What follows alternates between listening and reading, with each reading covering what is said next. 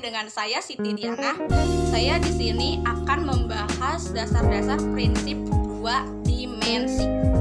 Sebelum kita ke prinsip-prinsip animasi, di sini saya akan membahas tentang pengertian animasi. Adakah yang sudah tahu apa itu pengertian animasi?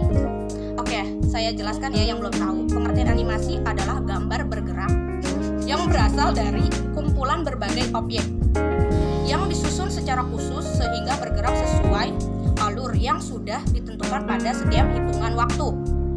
Setelah itu kita akan membahas terlebih dahulu prinsip dasar animasi. Adalah prinsip-prinsip yang digunakan seseorang animator untuk mengetahui dan memahami bagaimana sebuah animasi dibuat sedemikian rupa sehingga didapatkan hasil animasi yang menarik, dinamis, dan tidak membosankan. Oke guys, kita intinya aja ya. Prinsip animasi itu dibagi menjadi 12. Yang pertama ada squash dan stretch.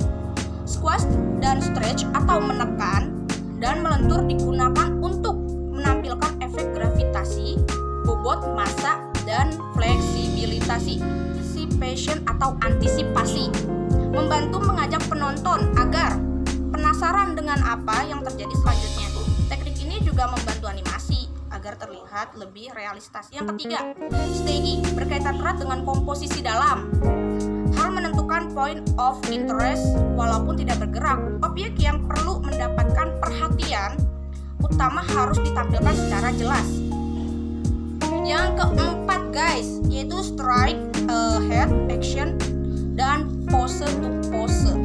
Strike ahead membutuhkan proses menggambar dari awal hingga akhir secara berkelanjutan, sementara pose to pose merupakan teknik menggambar frame awal dan akhir. Yang kelima, follow through and overlapping action, digunakan untuk menunjukkan bahwa tidak semua bagian dari objek akan berhenti pada waktu yang sama.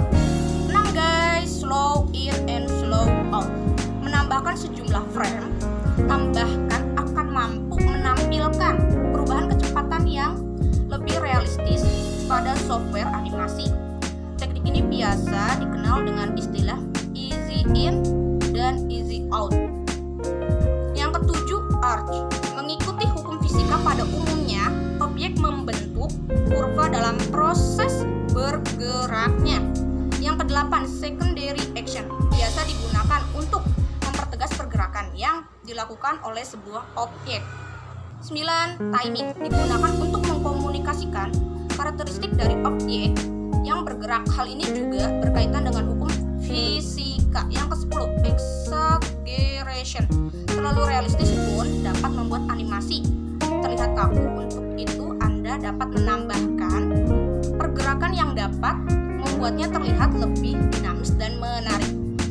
Yang ke-11, solid drawing, dalam animasi dua dimensi, kemampuan menyajikan objek secara jelas dan konsisten mulai dari perspektif anatomi, bobot dan volume hingga cahaya dan bayangan. Dan yang terakhir guys, 12, appeal, dapat dibangun melalui pergerakan yang unik untuk masing-masing objek dan karakter sehingga kesemuanya memiliki personality yang khas. Sekian dari saya.